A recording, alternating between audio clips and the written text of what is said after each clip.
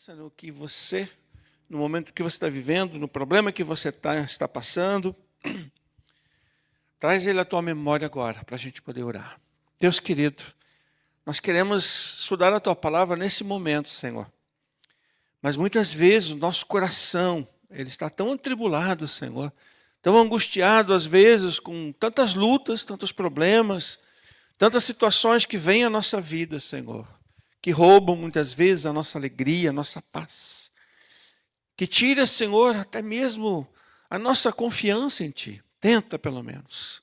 Mas nós queremos nesta hora, Pai, cada um de nós aqui com o seu pensamento agora, conectado à sua dor, à sua angústia, trazendo à memória, Senhor, aquele problema que cada um está vivendo. Nós pedimos agora em nome de Jesus, que nós cantamos que o Senhor é soberano sobre todas as coisas, Tu és Senhor, e nós queremos rogar, Pai, que o Teu poder se manifeste nas nossas vidas, nas nossas famílias, nas nossas casas, na nossa vida em especial de cada um, que nessa noite traz algo em seu coração. Que ele não saia daqui hoje sem a sua bênção, Senhor, sem a sua cura, sem a sua visitação, Pai, do problema, Deus. Que o Senhor esteja à frente, Pai, conduzindo todas as coisas, que possamos sair daqui, Deus, com a certeza de que o Senhor é Deus, que o Senhor é soberano sobre as nossas vidas, os nossos problemas, e o Senhor os toma pela mão, e o Senhor cuida deles por nós. Visita cada um de nós agora, cada família que não pôde estar também nessa noite, Pai. Que todos recebam de Ti, Deus, a bênção que precisam neste dia, Senhor. Em nome de Jesus, alivia o nosso coração, a nossa mente, para que nós possamos nos concentrar agora na Tua palavra, Senhor. Abre o nosso entendimento, dá clareza à nossa mente, Pai. Tira, Senhor, todo o empecilho agora, para que a Tua palavra receba um lugar especial no nosso coração nesta noite. Em nome de Jesus nós oramos. Amém. Amém. Então, queridos, pode dar um F5 para mim? Que aí eu controlo daqui. Isso. Volta para trás, por favor. Ele pulou. Aí. Vamos abrir Marcos capítulo 1, versículo 14 a 20, e depois Marcos 3, 13 a 19. São dois textos curtinhos, mas importantes na reflexão desta noite. Marcos capítulo 1, então. Nós estamos falando sobre a série de pessoas que foram transformadas pela presença de Jesus, pelo contato com Jesus. E nós vamos ver hoje, então, sobre os discípulos. O impacto da presença e relacionamento de Jesus com os seus discípulos. Se você achou, diz amém. Então vamos ler. Marcos, então, 1, versículo 14. Depois de João ter sido preso, Jesus foi para a Galiléia, pregando o evangelho de Deus. Ele dizia: o tempo está cumprido e o reino de Deus está próximo. Arrependam-se e creiam no evangelho. 14 a 20, né? Isso. Caminhando junto ao mar da Galiléia, Jesus viu os irmãos Simão e André que lançavam a rede ao mar, porque eram pescadores. Jesus lhes disse: venham comigo e farei com que sejam pescadores de gente. Então eles deixaram imediatamente as redes e o seguiram.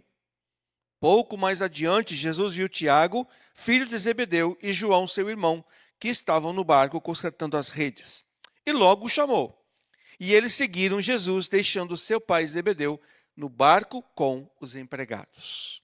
Vira agora algumas páginas, capítulo 3 de Marcos também, de 13 a 20. Marcos 3, de 13 a 20. Até 19, né? Até 19. 3, 13. Depois Jesus subiu ao monte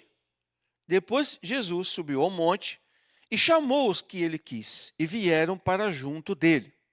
Então designou 12, aos quais chamou de apóstolos, para estarem com ele, e para os enviar a pregar, a exercer a autoridade de expulsar demônios. Eis os 12 que designou: Simão, a quem acrescentou o nome de Pedro, Tiago, filho de Zebedeu, e João, irmão de Tiago, aos quais deu o nome de Boanerges, que quer dizer filho do trovão. André, Filipe, Bartolomeu, Mateus e Tomé, Tiago, filho de Alfeu, Tadeu, Simão, o Zelote e Judas Iscariotes, que foi quem o traiu.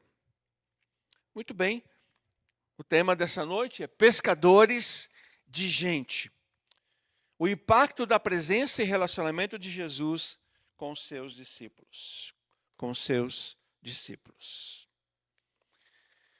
Deixa eu aumentar a minha tela aqui para ficar melhor para mim. Um pouquinho mais.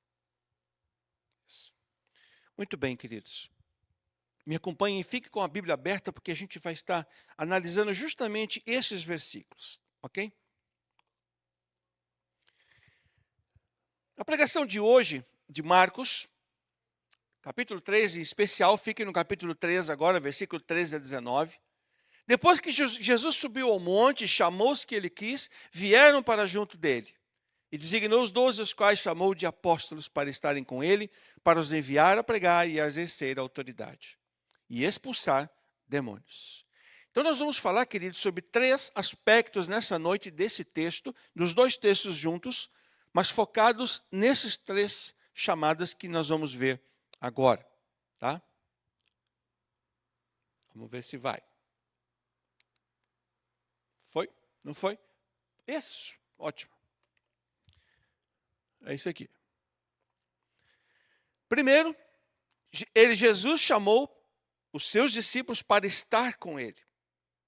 Então, Jesus queria intimidade. Segundo, Jesus enviou-os a pregar. Isso é missão. Terceiro, Jesus chamou os discípulos para que eles exercessem autoridade. Isso é dependência. Nós vamos ver esses 3 aspectos nesse texto e eu quero que você me acompanhe nessa reflexão. Amém? Que Deus possa falar com você, que você possa hoje ver nas pessoas dos discípulos, nesse relacionamento de Jesus com os seus apóstolos, o quanto isso foi importante. Esse chamado deles, nós também um dia fomos chamados, né? E nós temos uma missão, e por isso nós vamos estar falando sobre isso. Então, o primeiro aspecto, peço que o amigo, o irmão, coloque o primeiro, tem só os títulos, tá? Então, o primeiro ele nos chamou para estar com ele. Isso é intimidade. Aqui não está funcionando, viu? Então, eu vou deixar para você pular para mim, tá? Só vai vir tópicos agora. Pode deixar ele tranquilo aí. Marcos 3,13 nos diz, depois Jesus subiu ao monte e chamou os que ele quis e vieram para junto dele. Essencialmente, assim como os apóstolos, todos nós fomos chamados para estar com Cristo. Isto é, para ter comunhão com Cristo, para andar com Cristo, para comer com Cristo, para trabalhar com Cristo, para viver ao lado de Cristo, para dormir com Cristo, para desfrutar da presença de Cristo. Pela sua graça e pelo seu poder. Queridos, o Senhor Jesus deseja que você e eu tenhamos intimidade com Ele. Ele nos chama para termos intimidade. Você um dia foi alcançado, e nós vamos falar um pouquinho mais sobre isso depois, sobre esse chamado especificamente, mas Ele quer ter intimidade comigo e com você. Intimidade, pense, por exemplo, na relação de um casal, na relação dos pais com os filhos. Quem ama, quer estar junto. Quem ama, quer andar junto, quer comer junto. Quer alinhar os sonhos e projetos com o outro, com o coração do outro. Quem ama, sofre com o outro, se alegra com as vitórias do outro. Ou se entristece também com as derrotas. Mas nunca abandona, nunca se afasta, porque ama. E você já pensou que Jesus é assim comigo e com você? Apesar muitas vezes que erramos, que pecamos, apesar que muitas vezes falhamos em nossa fé, talvez até esqueçamos de nos relacionarmos com Ele, ou talvez não damos o tempo que Ele merece, ou a atenção que Ele merece na nossa vida, mas Jesus não abre mão de estar comigo e com você. Sempre quando falamos e insistimos que os irmãos devem dedicar tempo de oração e estudo da palavra, ter comunhão com a igreja, participar do PGM, enfim, isso é dedicar tempo a Jesus. É estar vivendo na intimidade com Ele, com a família espiritual que Ele nos deu. E é isso que Ele espera de mim e de você. Quando lemos o livro de Atos dos Apóstolos, por exemplo, o que vemos ali, querido, abra sua Bíblia quando você quiser, está em casa, Atos capítulo 2, capítulo 3, 4, 5, você vai ver uma igreja estudando a Bíblia, você vai ver uma igreja orando nas casas, orando nos templos, no templo, fazendo as refeições juntas. Isso os apóstolos aprenderam com Jesus. Na sua caminhada com Cristo, os apóstolos aprenderam com Ele. Por isso, a igreja era respeitada pela comunidade não cristã daquela época. Você vai ver isso. A comunidade da época, aquela onde havia uma igreja, ela era respeitada por causa do testemunho daquelas pessoas. Havia cuidado uns com os outros. A oração e a leitura da palavra, o estudo da Bíblia, a comunhão, isso fortalecia a vida e a fé da igreja. E a igreja dava um bom testemunho na comunidade. E a comunidade, então, respeitava a igreja, respeitava aquela comunidade. Os discípulos passaram 3 anos com Jesus, indo para todos os lados, conhecendo na intimidade, vendo seus milagres, ouvindo suas palavras, fazendo perguntas para ele, buscando entender o que ele ensinava. E muitas vezes ele precisava chamar os discípulos à parte e dizer: vocês não entenderam o que eu falei, né? Eu vou explicar para vocês, mas só para vocês. A palavra para todo mundo, para o grupo, era uma. Para os apóstolos, ele chamava na intimidade e ali ele explicava detalhadamente. Várias vezes nós encontramos esse momento de Jesus com os discípulos. Somente os discípulos de Jesus desfrutavam de verdadeira intimidade com ele. E aí?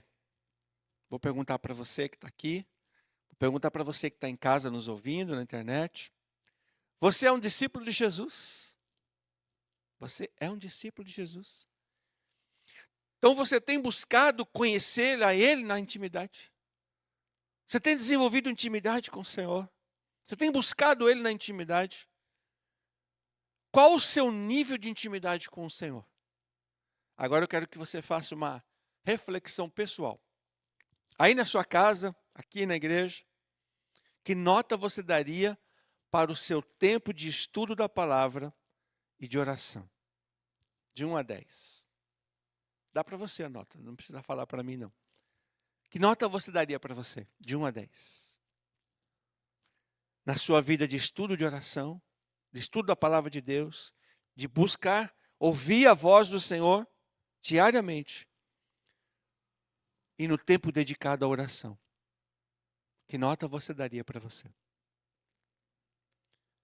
Se sua nota foi menor que 8 ou 9, porque eu nunca daria 10, nem para mim. Ninguém é perfeito. Mas um 8 ou 9, você está de parabéns.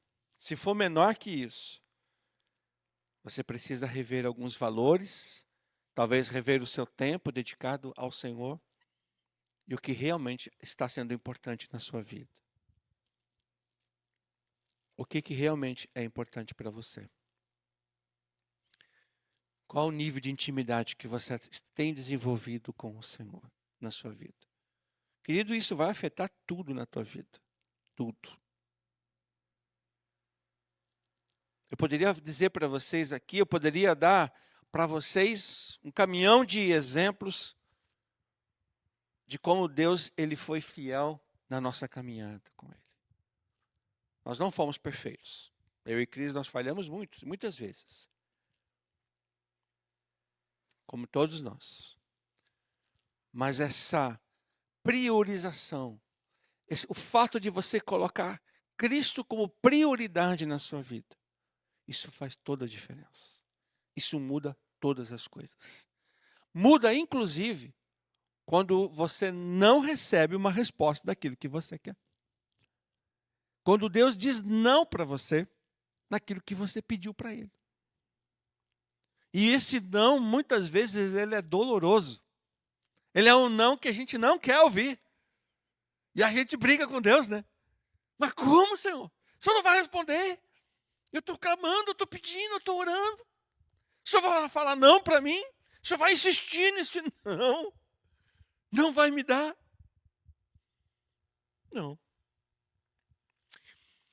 Na intimidade, quem tem intimidade, queridos, a gente sempre ficou, a gente quando ensina os filhos a orar, eu não sei você, mas a gente ensinava os nossos filhos a não rezar. A gente crente, às vezes a gente reza, né? Fala sempre a mesma coisa.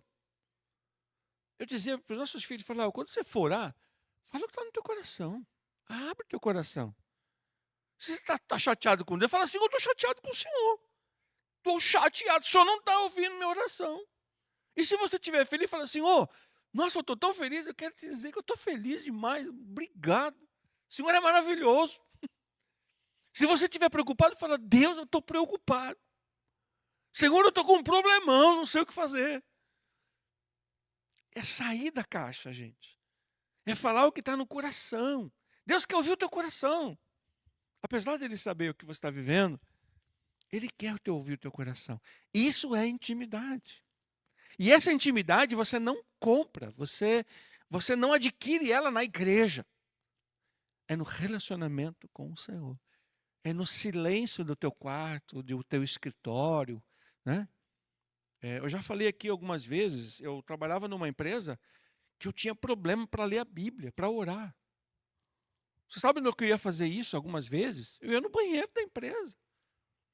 Eu sentava lá no banheiro da empresa e ficava lá. Era o lugar mais silencioso que tinha. E era o lugar que eu tinha paz, na hora do almoço, é claro, né? Não na hora do trabalho. Na hora do almoço. Tinha uma outra empresa que eu fui, que o melhor lugar para que nós tínhamos, em frente da empresa tinha uma praça. Eu ia lá na praça, sentava no banco. Ficava lá. 15 minutos, 20 minutos, o tempo que eu tinha de restante de almoço. Eu ficava ali falando com Deus. Gente, intimidade é uma coisa que você conquista. Você não tem, você conquista. E quando você conquista a intimidade com Deus, você lê o livro de Atos, você vê a igreja orando, você vê aquela igreja entendendo, que nós vamos falar agora em seguida sobre o chamado dela, você vê uma igreja atuante, você vê uma igreja poderosa, você vê pessoas, uma igreja que avança, e você vê a bênção de Deus descendo sobre a vida daquela igreja.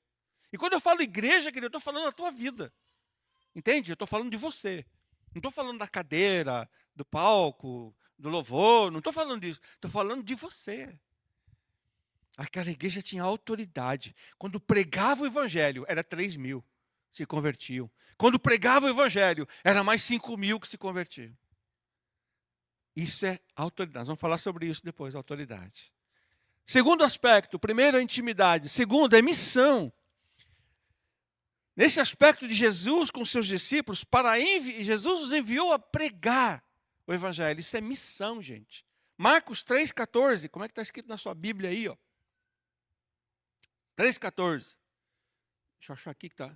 Então designou 12, aos quais chamou de apóstolos, para estarem com ele e para os enviar a pregar. Enviar a pregar. Não foi você quem se escolheu, ou quem escolheu você mesmo para seguir a Jesus. Querido, no fundo, se não fosse por Cristo, se não fosse por Jesus, você não estaria aqui hoje. Eu não estaria aqui hoje. Eu não estaria aqui. Nós estaríamos em qualquer outro lugar, fazendo qualquer outra coisa. Lá atrás, no mundão. Servindo ao mundo, servindo a você mesmo, talvez servindo a sua carne, os desejos da sua carne, a vontade da sua carne. É só você lembrar quem era você antes de Jesus. Eu nasci num lar cristão. E o fato de eu ter nascido num lar cristão não quer dizer que eu era crentinho. Não quer dizer que eu era crentinho. Quer dizer que o meu pai e a minha mãe eram cristãos. Eu fui educado no Evangelho, cresci na igreja, cresci na escola dominical, todos os domingos de manhã. Uma adolescência, vai segurar um adolescente para você ver, que quer conhecer o mundo. Um jovem cheio de vida e de energia e com um mundão à sua frente. Então, se não fosse por Cristo, nem eu nem você estaríamos aqui. E a Bíblia diz, eu quero só citar esse versículo, se você quiser pôr na tela, abençoado, João 15:16. Olha o que diz essa palavra, gente. Tá? Se você quiser abrir a sua Bíblia também, João 15:16, o amado vai pôr aí para nós. Não foram vocês que me escolheram. Pelo contrário, eu os escolhi e os designei para que vão e deem fruto, e o fruto de vocês permaneça, a fim de que tudo que pedirem ao Pai em meu nome, Ele lhes conceda. Olha o contexto desse texto. Tá? Não tem importância não. João 15:16. Não foram vocês que me escolheram. Eu escolhi você. Mas eu te escolhi com um propósito, uma missão. Vão e deem fruto. E o fruto deve permanecer. E se o fruto permanecer, tudo que você pedir ao Pai, Ele vai lhe conceder. Gente, tem um segredo nesse texto aqui, que muita gente passa assim, ó, e não percebe. A graça de Deus te alcançou através do ouvir a palavra de Deus, não é isso? Ok. Eu quero que você pense agora. Quem foi a pessoa que orou por você, para você estar aqui hoje? Eu tenho certeza que alguém orou pela tua vida. Eu tenho certeza que alguém testemunhou para você. Eu tenho certeza que alguém um dia falou para você de Jesus. Eu tenho certeza que alguém um dia irrompeu a tua vida, parou por você no que estava fazendo e falou, eu quero te falar um negócio, quero te contar uma coisa.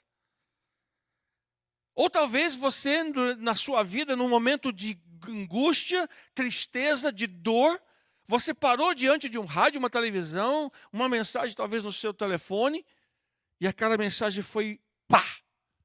E bateu forte no teu coração. E você ouviu a voz de Jesus. E por isso você está aqui. Alguém falou para você de Jesus. Aí o Espírito Santo usou aquela palavra, aquela pessoa. Você entendeu a mensagem, abriu seu coração. E Deus começou uma obra na tua vida maravilhosa. Que só vai terminar no dia de Cristo. E aí? Querido, isso é missão. Você foi chamado para dar fruto e frutos que permaneçam. Agora, queridos, é a minha vez. Agora é a sua vez de dar frutos. Marcos 1,17. Volta lá para o texto que nós lemos. Marcos 1,17. Olha o que diz o versículo. Jesus lhes disse, venham comigo e eu farei com que sejam pescadores de gente. Cada um de nós, após ter um encontro com Cristo, recebeu uma missão. Esta missão deve ser cumprida até o final de nossas vidas. É evidente que para cumprir com essa missão, eu volto ao primeiro ponto, eu preciso de ter intimidade com Deus. Para que a missão seja feita conforme a vontade dEle. Tá? Nós não fomos chamados para trabalhar. Você não foi chamado para trabalhar. Você não foi chamado para ganhar dinheiro. Você não foi chamado para construir mansões, para viajar o mundo, ter um carro de R$1 milhão. Ainda que tudo isso seja legítimo. Nós levamos 30 e poucos anos, né, quase. Nós estamos 36 anos de casado, né, amor? Uns 32, pelo menos, pagando a nossa casa. Nós pagamos. Um dia acabou. Né? Foi fácil, não. Mas conseguimos. Temos a nossa casa paga. Mas isso, né, ainda que seja legítimo tudo isso, querido, você não levará isso para a eternidade, entende? Você não vai levar isso para a eternidade com você. Vou contar uma história para vocês. É uma anedota, tá? É só um exemplo. Haviam 3 amigos. E um deles estava muito doente. Ele era muito rico. Tá? E aí, como os 3 eram muito próximos, esses 3 amigos, esse que estava muito doente, ele falou assim, olha, se eu morrer primeiro, eu vou deixar um envelope, tá, para vocês. E vocês, então, peguem o envelope que eu vou deixar para vocês cuidarem das coisas para mim. Aí, aquele amigo morreu, foi sepultado e tal. E ele falou assim, quando eu morrer, aliás, eu vou deixar com vocês aqui, dividido já a minha herança. Quando eu morrer, eu preciso que vocês coloquem esse dinheiro que eu vou deixar com vocês lá no caixão para mim. Põe no envelope e deixa lá porque eu vou usar ele lá na eternidade. Tá bom? 3 amigos, 2 ficaram vivos e 1 morreu. E o que morreu deixou a fortuna para os 2.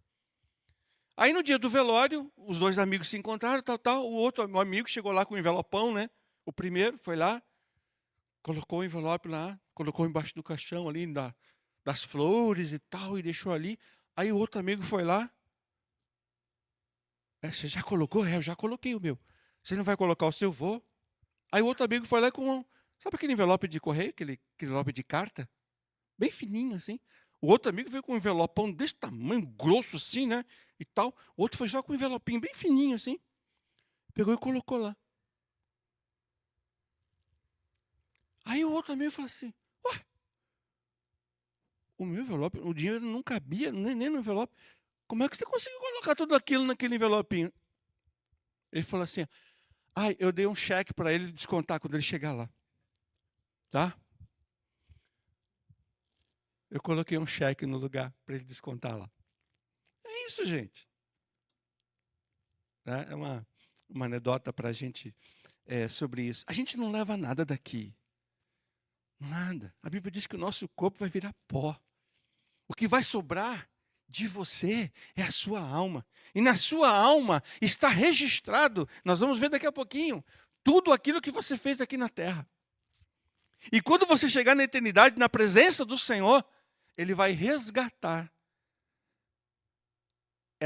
esses valores que você levou com você. Nós vamos falar já sobre isso. Então, você pode trabalhar por todas as coisas que esse mundo pode dar. Isso é legítimo, mas você não vai levar, não esquece disso.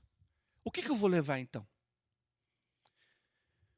A missão deixada por Jesus à sua igreja é de ganhar almas, gente. É levar pessoas aos pés de Cristo. Foi por pessoas que Jesus morreu na cruz do Calvário. Foi por pessoas que Jesus derramou o seu sangue na cruz. Aliás, Jesus não derramou o seu sangue na cruz. Jesus derramou todo o seu sangue na cruz. Todo. Não sobrou uma gota. Se você se lembra lá no Calvário, quando a Bíblia diz que o soldado vai e fura o lado dele com a lança. A Bíblia diz que saiu? Lembra que saiu? Água. Não tinha mais sangue. Saiu água. Jesus derramou todo o seu sangue por pessoas. Não perca, por favor, Marcos 3. Eu gostaria que você viesse comigo para esse texto. Romanos 1, 5, de 1 a 9. Romanos, capítulo 5, versículos de 1 a 9. Novo Testamento, anda um pouquinho mais para frente. Você vai encontrar o livro de Romanos, capítulo 5, versículos de 1 a 9. Eu quero ler isso com você. Romanos, capítulo 5, versículos de 1 a 9. Já achou? Diz amém. Vamos lá então. Justificado, pois, mediante a fé, temos paz com Deus por meio do nosso Senhor Jesus Cristo, pelo qual também obtivemos acesso pela fé a esta graça na qual estamos firmes e nos gloriamos na presença da glória de Deus. E não somente isto, mas também nos gloriamos nas tribulações, sabendo que a tribulação produz perseverança, a perseverança produz experiência e a experiência produz esperança. Ora, a esperança não nos deixa decepcionados, porque o amor de Deus é derramado em nossos corações pelo Espírito Santo que nos foi dado. Porque Cristo, quando nós ainda estávamos fracos, morreu a seu tempo pelos ímpios. Dificilmente alguém morreria por um justo, embora uma pessoa boa, alguém talvez tenha coragem para morrer. Mas Deus prova o seu amor para conosco pelo fato de Cristo ter morrido por nós, quando nós ainda éramos pecadores. Logo, muito mais agora, sendo justificados pelo seu sangue, seremos por ele salvos da ira. Queridos, olha só, justificados, pois, pela fé temos paz com Deus. O que é justificado? Justificado é justificado. Divida a palavra em duas. Justificado quer dizer justo ficado. Quer dizer, Cristo, pelo seu sangue, quando você creu nele, quando você recebeu a Cristo como Salvador, os seus pecados foram perdoados, sarados, limpo. Você foi limpo pela graça de Deus. E você foi tornado justo. Você ficou justo. Por isso, justificado. Sabe o que é isso? Quando Deus te olha, quando Deus te vê, Ele vê você através da cruz de Cristo. Porque foi a cruz em que você depositou a sua fé e confiança, que libertou você. O sacrifício dele na cruz. Por isso, quando Deus olha para você e para mim, Ele me vê atrás da cruz, lavado pelo sangue de Jesus. Amém? Lindo, né? É maravilhoso isso. E, queridos, são pessoas assim. Jesus morreu por pessoas. E cada pessoa que encontra Jesus recebe o perdão, a justificação plena da sua vida, dos seus pecados. E aí eu te pergunto, querido, essa missão nossa deve ser o nosso propósito de vida, nosso objetivo central, o alvo maior da nossa vida, a finalidade pela qual você e eu estamos aqui. O que nos dá sentido à vida de viver é servir a Cristo. Isso aconteceu com os discípulos. Os discípulos abraçaram o chamado deles, tiveram intimidade com o Senhor e foram para frente, levando o evangelho da graça de Deus. O que é evangelho? Evangelho significa boa nova. Boa nova da graça de Deus, boa nova de salvação. Missão é isso. Essa missão tem que ser o nosso propósito de vida, objetivo, alvo, finalidade final, até o fim da nossa vida. Nossa missão é ser pescadores de gente, é fazer discípulos para Cristo, como os apóstolos fizeram. Está claro para você? O sentido da nossa existência é adorar e glorificar a Jesus Cristo através da nossa vida, cumprindo a nossa missão. Cada pessoa que ganhamos para Cristo, provocamos festa no céu. Você sabia disso? Sabia disso? Já leu isso em algum lugar? Por mais um pecador que se arrependeu dos seus pecados. Lucas 15, versículo 7. Você pode voltar para trás um pouquinho? Mateus, Marcos, Lucas 15, versículo 7. Quero que você leia comigo. Depois o versículo 10. Lucas 15, 7 e 10. Querido, quando você ganha uma vida para Jesus, quando você leva uma vida aos pés de Cristo, olha o que acontece no céu. Olha isso. Lucas 15, 7. Digo a vocês que assim haverá mais alegria no céu por um pecador que se arrepende do que por 99 justos que não necessitam de arrependimento. festa no céu. Versículo 10 agora. 15, 10. Eu afirmo a vocês que a mesma alegria existe diante dos anjos de Deus por um pecador que se arrepende. Quando você leva uma pessoa aos pés de Cristo, você provoca festa no céu. Por isso, queridos, quanto mais perto do Senhor, mais íntima comunhão com Ele, mais fácil será de cumprirmos a nossa missão como seu discípulo. Mais paixão teremos por nossa missão. Mais amaremos a Jesus Cristo pelo que Ele fez por nós na cruz do Calvário. Eu quero que você pense sobre isso. Vou botar aqui um pouquinho. Sobre o seguinte. Como é que eu falo de Jesus para as pessoas, pastor? Como é que eu falo? O que eu falo? Como é que eu começo? O que eu digo? O que eu faço na hora? Em primeiro lugar, eu quero que você saiba. A tua intimidade com Deus, se você desenvolve uma intimidade com Cristo, com o Senhor Deus, com Cristo Jesus, querido, não se preocupe.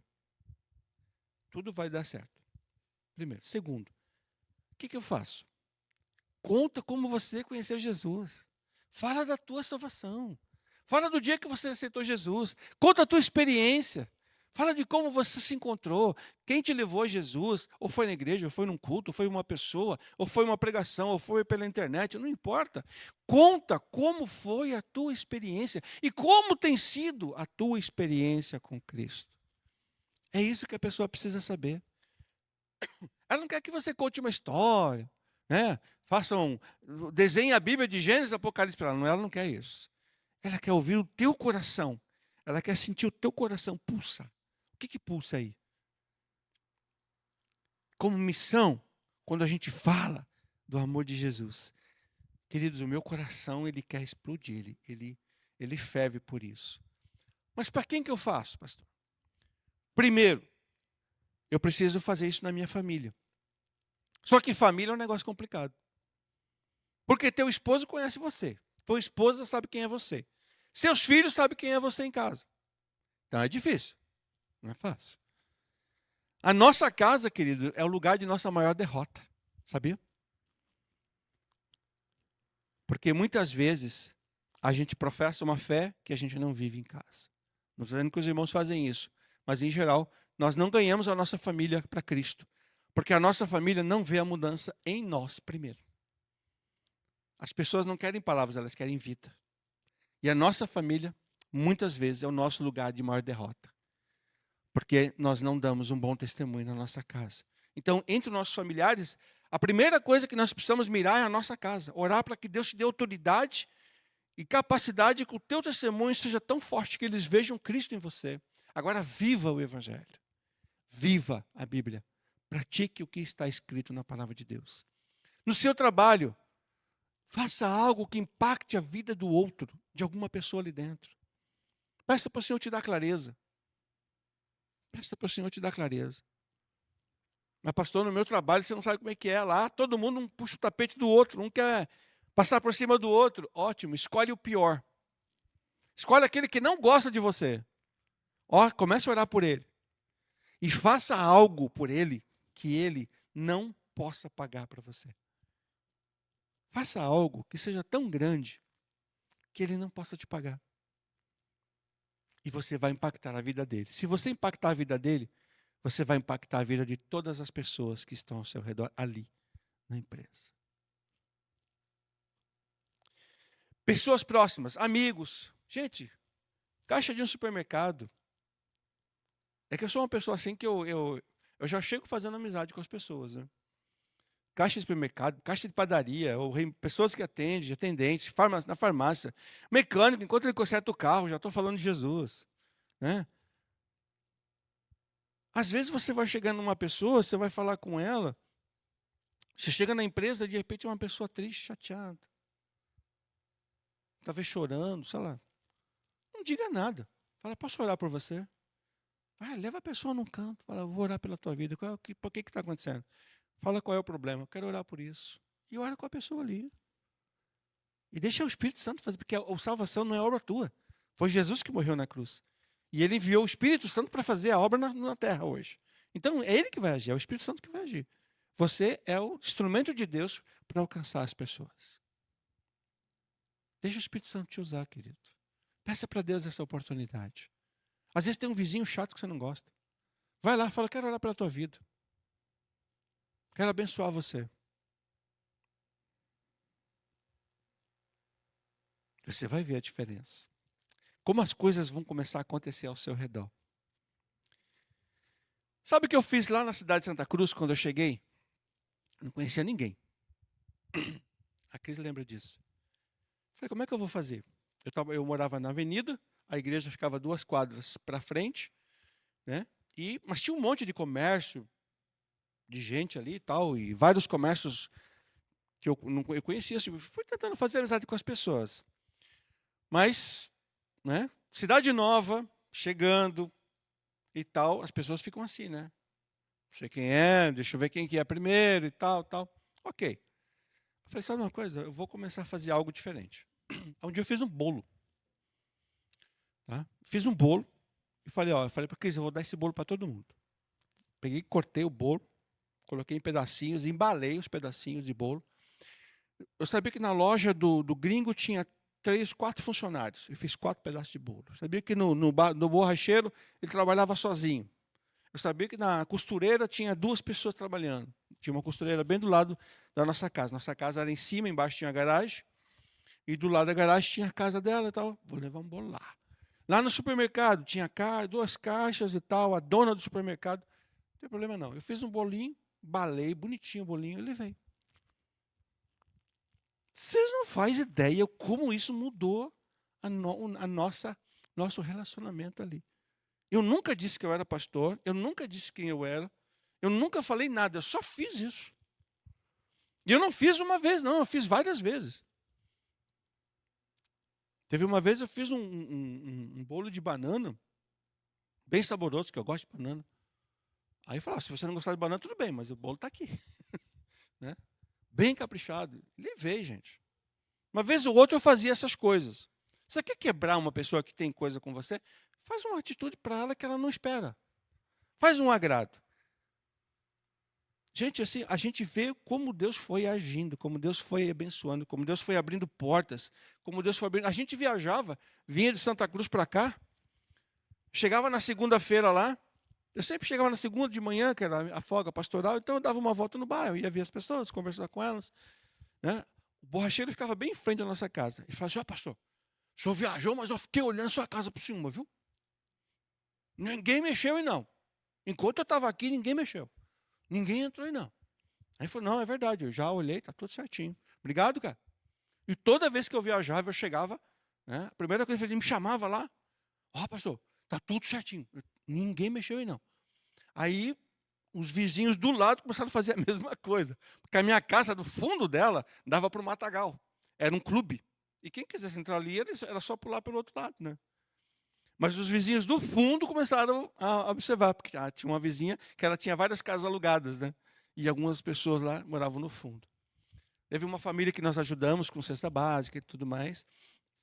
E assim, eu nunca falei assim, você pode fazer isso para mim? Não. Eu simplesmente dava.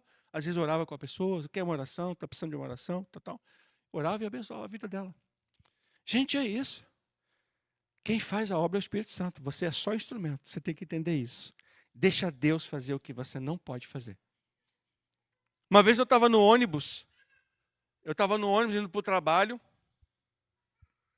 Né? Como eu já disse aqui, eu trabalhei toda a minha vida. Os últimos 7 anos eu fui ministério integral. Mas até 2018 eu trabalhei no mercado secular. Com esses últimos 7 anos, então, eu completei 45 anos de trabalho. Pelo menos, então, 38 foram de mercado secular. Também. Eu era gerente de vendas. E eu ia trabalhar. Então, eu ia lendo a minha Bíblia no ônibus. Eu ficava sempre no cantinho da janela, assim, né? E eu ficava lendo a Bíblia.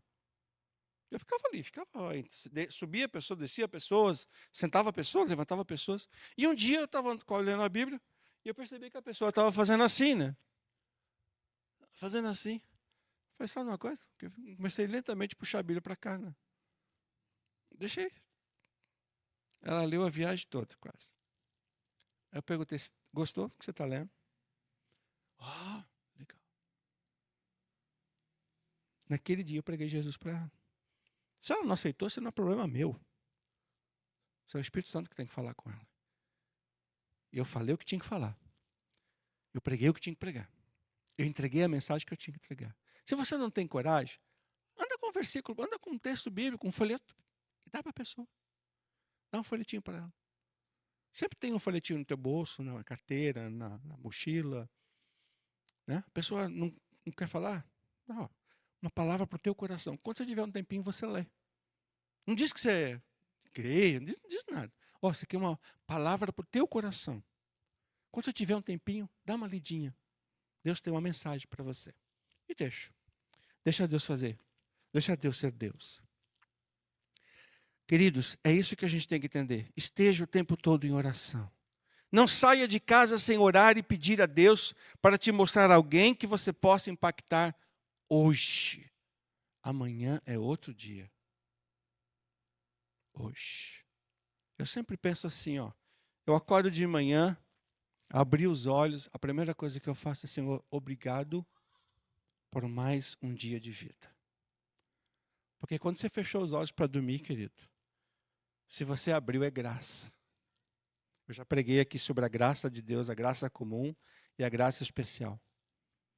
Muita gente não acordou hoje.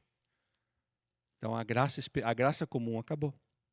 Se ele não tinha a graça especial, que era a salvação, ficou na graça comum. Aonde está, isso aí é assunto de Deus com a pessoa. Né? Se você abrir o olho, então, hoje é graça. Então, se você abrir os olhos, receber um presente de Deus, agradeça a Deus pela vida. E fala, Senhor, eu quero ser bênção nesse dia na vida de alguém. Me mostra. Okay. É isso. É simples assim. Quando Jesus entrou em Jerusalém, em Lucas, capítulo 19 ali, e aquele povo começou então a colocar, né, as palmas no chão, jogavam lenços, roupas em cima do animal, e colocavam ramos no chão, e Jesus ia passando e as pessoas gritavam, bem-vindo seja, louvado seja, a Hosana, ao Cordeiro que vem em nome do Senhor, tal, aquela festa toda, né? Aí os fariseus chegaram, depois que Jesus entrou, ele chegou para ele, a multidão e os discípulos, né? Aquela festa, aquele barulho. Quando Jesus chega lá na cidade de Jerusalém, aí vem os fariseus, né? Que é isso? Que negócio é esse? Você devia repreender essas pessoas. Eles não podem falar isso que eles estão falando. Hosana, aquele que vem em nome do Senhor. Sabe o que Jesus falou para eles? Para os fariseus. Lucas 19, 40. Eu afirmo a vocês que se eles calarem, as pedras clamarão. Sabe o que significa isso? Se você não falar nada, se você ficar de boca fechada, se você não se comprometer com a tua missão,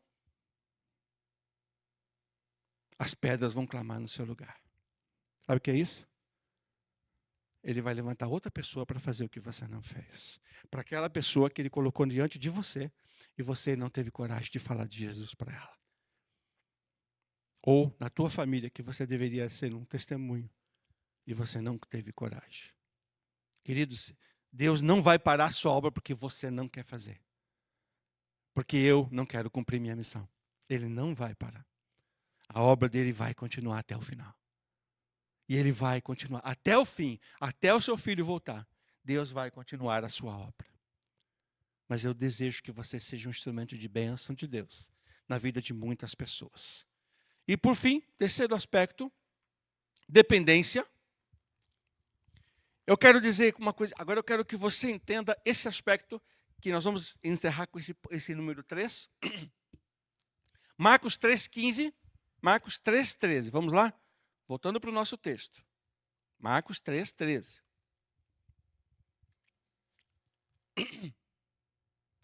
Depois, Jesus subiu ao monte e chamou os que ele quis, e vieram para junto dele.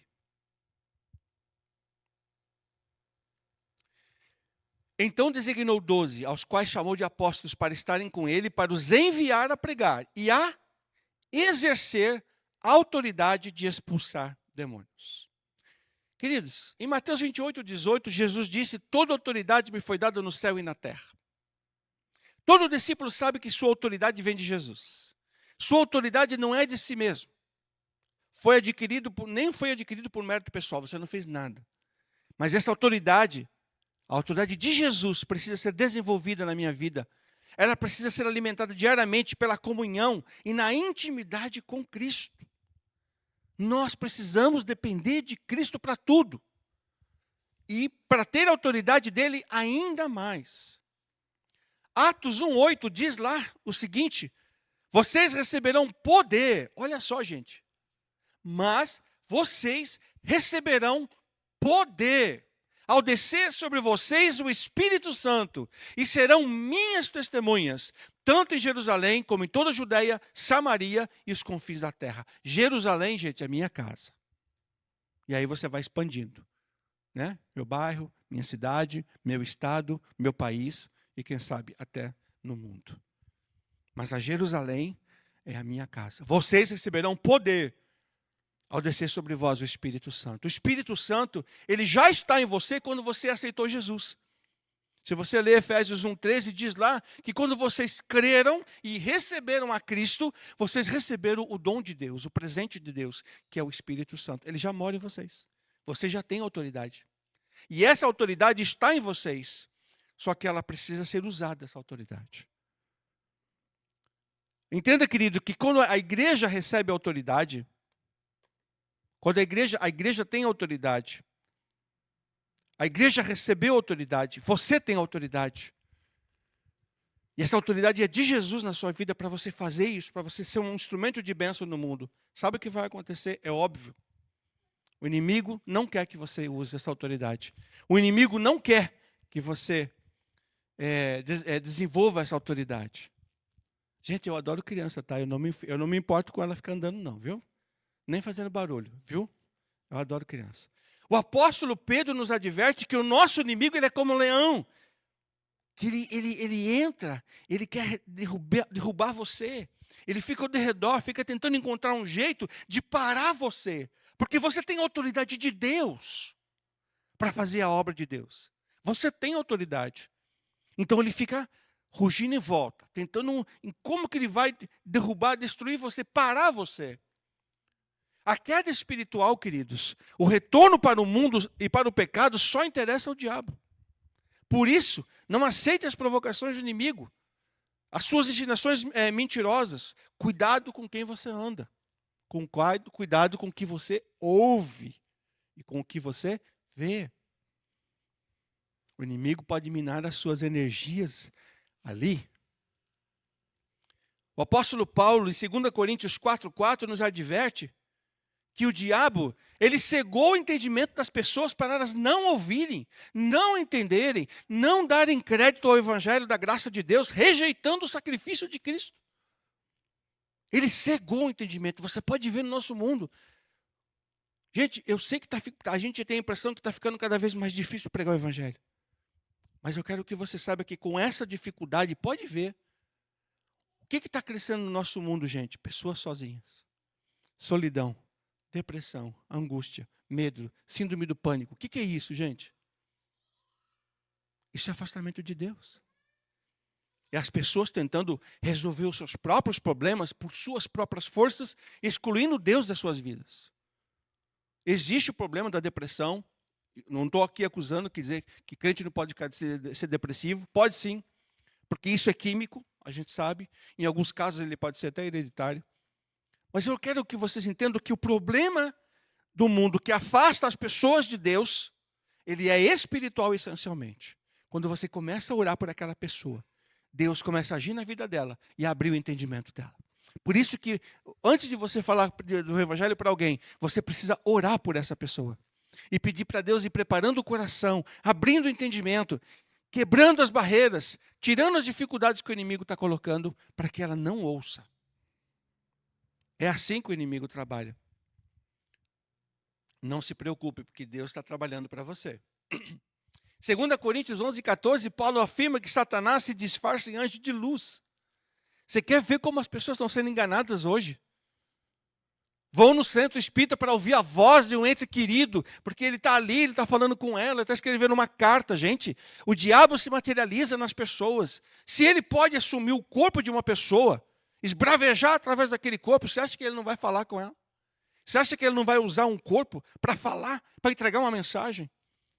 Você acha que o diabo não te conhece? Não sabe seu nome, seu endereço, sua história? Você acha que não? É lógico, ele é um anjo de luz. Ele tem poder. E ele tem a capacidade de dizer coisas que a pessoa quer ouvir para mantê-la no engano. Para manter aquela pessoa presa no engano. Achando que é o avô, que é a mãe, que é o pai, que é uma pessoa querida que morreu, mas na verdade é o espírito do inimigo manifestando ali o seu poder, a sua autoridade, o seu conhecimento através daquela pessoa. E enganando o outro, para mantê-lo preso ali. As nossas armas não são carnais, gente. Mas Deus nos dá a vitória sobre o inimigo. 2 Coríntios 10:4 diz que as nossas armas não são carnais, mas poderosas em Deus para destruir fortalezas e raciocínios falaciosos. Isso é uma fortaleza. Aliás, eu quero dizer para você, se você não sabe o que é, eu não vou pregar sobre isso hoje. Vou dar um exemplo de fortaleza. Se você tem dificuldade para perdoar alguém na tua vida, isso é uma fortaleza na tua vida. Quando você tem dificuldade para perdoar, abrir o coração para perdoar, isso se torna uma fortaleza. Porque através dessa dificuldade de perdoar, você acaba sofrendo espiritualmente. Você acaba tendo lutas espirituais, né, guerras espirituais dentro de você por causa desse fato. E quando você libera perdão, você destrói todas as barreiras, as dificuldades que estão impedindo você de avançar. Tem outras fortalezas que eu não vou entrar agora no mérito, só para você entender. Quais são as armas espirituais? Agora eu quero que você abra a sua Bíblia. Vem comigo, Efésios 6. Nós estamos encaminhando para o encerramento. Eu vou fazer o fechamento bem objetivo, mas eu quero que você me acompanhe nessa leitura. Efésios capítulo 6. É Novo Testamento. Pega a sua Bíblia, vai caminhando para frente. Vai vir Atos, Romanos, Gálatas, Coríntios, Gálatas, Efésios. Tá? Efésios capítulo 6. A partir do versículo 10. Eu quero analisar aqui com você. Como Deus nos dá vitória sobre os inimigos? Você precisa de essas armaduras. Você precisa da armadura de Deus. E eu quero só citar elas. Não vou pregar sobre isso, porque isso aqui também daria uma pregação, tá? Bem específica. Mas eu quero citar para você poder guardar isso no seu coração. Vamos lá? Efésios 6:10. Quanto mais, sejam fortalecidos no Senhor e na força do seu poder. Olha só os verbos. Eu gosto muito do verbo, gente. Por isso que eu falei outro dia, né, para a minha equipe, para o meu grupo lá. Vistam-se. Vistam-se. Gente, você se vestiu para vir hoje. Você escolheu a sua melhor roupa. Ou uma boa roupa. A ideia aqui no texto é a mesma. Quando você ouvir a palavra despir, é isso aqui. Vestir. É isso aqui. O verbo no original é o mesmo. Tirar a roupa, colocar a roupa. Paulo está dizendo aqui, vistam-se de toda a armadura de Deus. É vestir mesmo. Para poderem ficar firmes contra as ciladas do diabo. Porque a nossa luta não é contra a carne e o sangue, mas contra os principados, as potestades, contra os dominadores desse mundo tenebroso, contra as forças espirituais do mal nas regiões celestiais. Por isso, peguem, olha só agora, outro verbo, peguem toda a armadura de Deus, para que vocês possam resistir no dia mau e depois de terem vencido tudo, permanecer inabaláveis.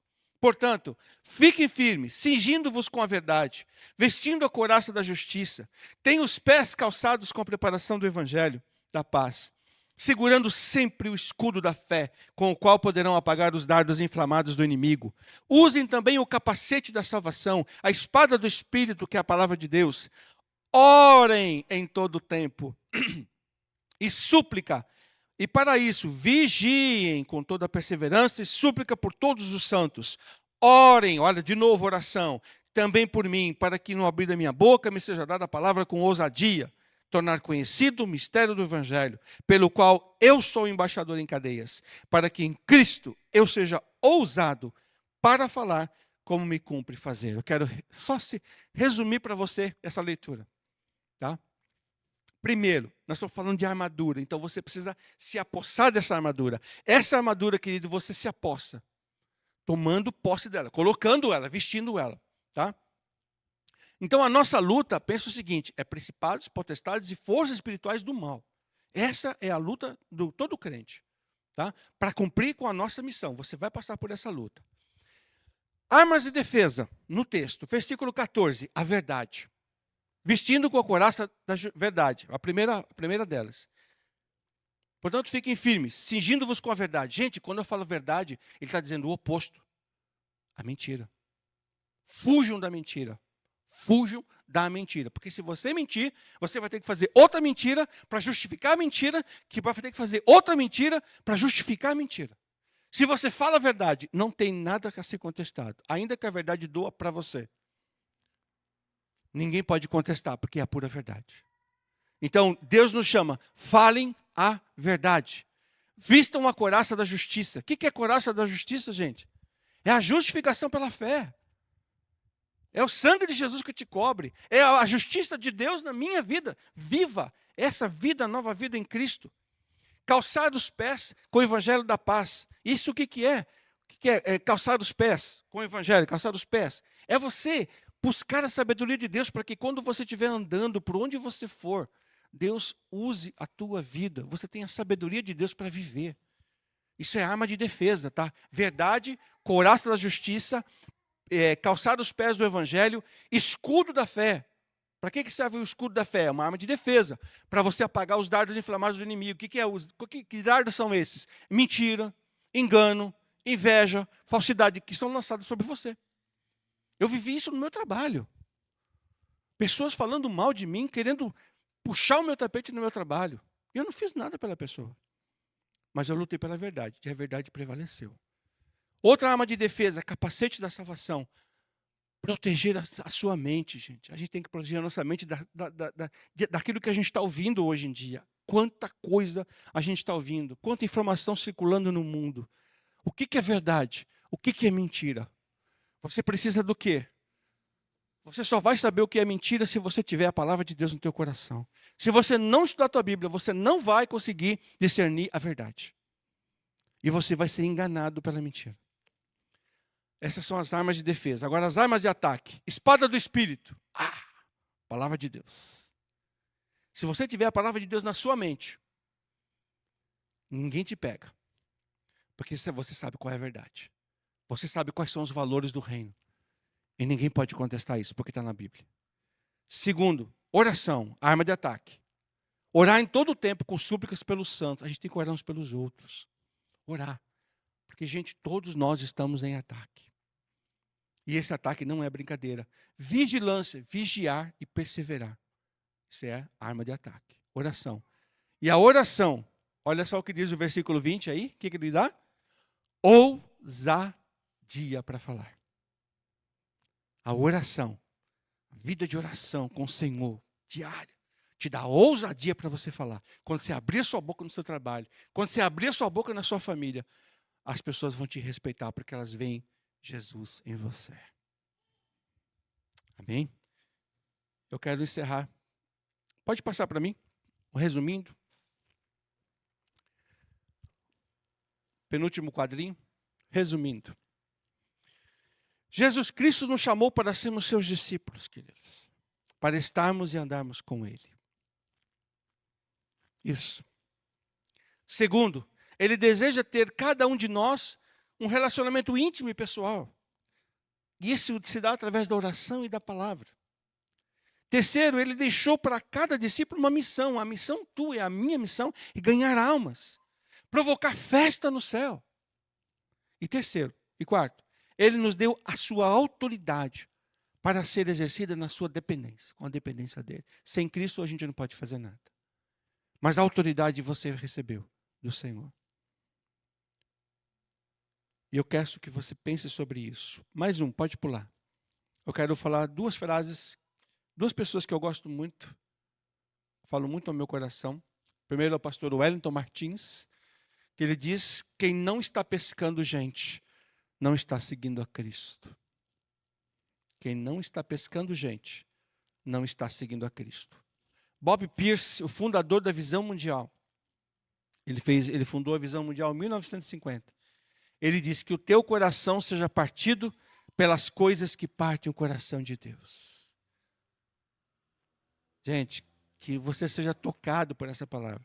Que o seu coração seja partido nessa noite pelo que Deus ama, fazer festa no céu.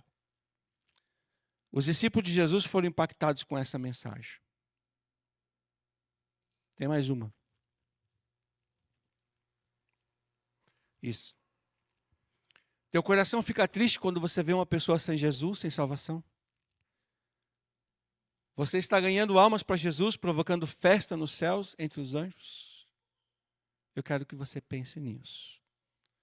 Que você ore por isso. E se você quer ser um pescador de almas, então eu quero te convidar para orar. Vamos ficar em pé. Quero te convidar para você, nessa noite, pensar sobre o que a gente ouviu. Então, que você pense agora e ore com o Senhor. Fale com Deus, fale: Senhor, eu não tenho feito isso.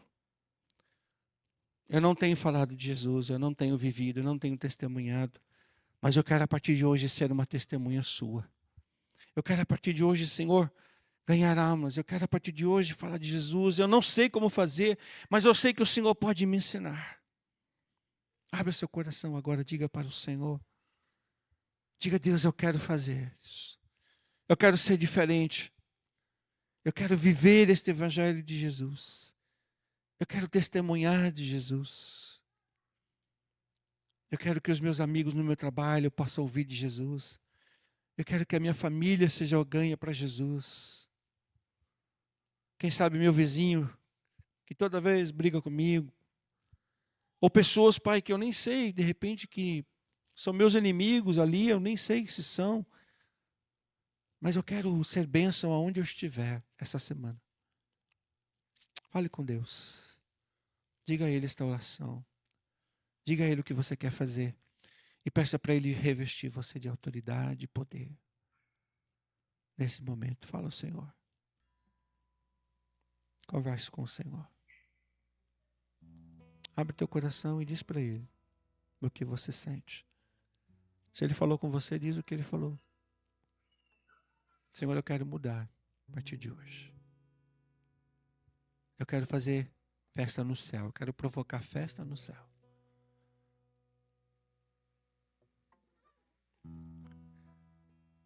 Pai Santo, em nome de Jesus, eu rogo nesta noite, Pai, que Teu Espírito visite cada um de nós aqui. Aqueles que estão em casa, Senhor, ouvindo a Tua palavra também. Para que eles também sejam testemunhas Tuas. E desejem, Pai, fazer a diferença nesse mundo, Senhor. Há muita gente clamando por paz, mas não sabe que Jesus é a sua paz. É o único que pode dar paz. Há pessoas clamando para ser amadas, Senhor. Quanta carência de amor. Porque não sabe que o Senhor as ama. Que o Senhor morreu na cruz por elas. Que o Senhor derramou todo o seu sangue por elas, por amor. Há pessoas sofrendo, Pai, nos leitos dos hospitais, Senhor, desenganadas por médicos. Mas o Senhor tem a cura. Não somente para o corpo, mas principalmente para o espírito. Para suas almas que sofrem. Há famílias que estão em crise, Senhor, de brigas, de confusão. O Senhor é o Deus que tem todo o poder para entrar ali e resgatar a paz. Resgatar o amor entre eles, a união. Senhor, faz-nos instrumentos de bênção neste mundo, Senhor. Faz dessa igreja, Pai, um instrumento vivo nas Tuas mãos. Homens e mulheres que desejam ganhar vidas para o Senhor. Em nome de Jesus. Capacita cada um de nós, pelo poder do Teu Espírito Santo, que já habita em nós, para falarmos, ao abrir a nossa boca, Senhor, que o seu amor seja lançado nos corações. Que a tua palavra transforme vidas. Que o nosso viver, nosso testemunho faça a diferença onde estamos. Na família que vivemos, no ambiente de trabalho, na rua, no supermercado, na farmácia, no açougue, no futebol. Aonde estivermos, que façamos a diferença. Pai Santo, toma essa igreja em tuas mãos. E nos dá, Senhor, autoridade, em nome de Jesus, para sermos bênção num mundo que sofre sem o Senhor. A Ti seja a honra, a glória, o louvor e o domínio para todos sempre. E sempre. Amém e amém.